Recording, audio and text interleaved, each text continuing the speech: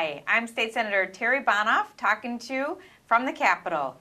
It's really an exciting day at the Minnesota Legislature today. We had the February forecast and the numbers actually look pretty darn good. You know, I think we've had bad news for so long that a little bit of good news feels really good. So, as an example, I've been talking about our deficit for next year as being $1.1 billion. Now it's actually down to $627 million. So that's a $463 million improvement just from last November. And as I have asked questions about what happened there, it appears as though business has improved, and because of that, collections have been better. So way to go, Minnesota. Great news. In addition, we are able to take much of that and continue to pay back our shift.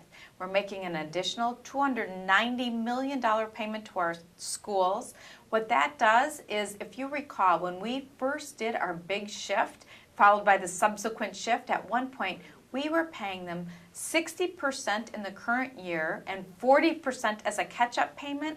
We are now paying over 85% in the current year, with the payback being a little less than 15%. So we are well on the way, and I think you'll see future growth ahead.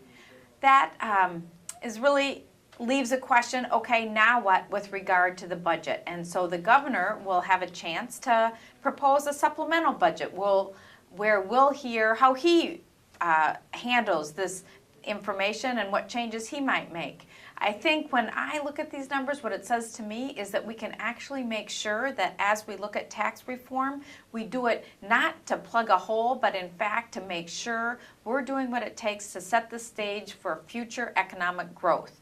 So we need to watch spending. We need to be smart about our tax policy, but again, we ought to use this as an occasion for significant tax reform, and I look to you for answers as we go forward on that. The other thing I wanted to mention is I've just completed 2 town halls.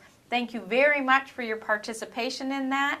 I've heard from you with regard to the budget proposals. I would say the #1 common theme is folks don't like that business-to-business tax. I'm not surprised. I've said the same. But in addition, last night in Minnetonka, there was a pretty strong group who came there to talk about the guns issue. That was, as you can imagine, a tough issue, as there were folks on both sides, but I really appreciated the respectful tone in that room and the chance to talk to people. So for the rest of what's going on, read the update. Thanks again for tuning in.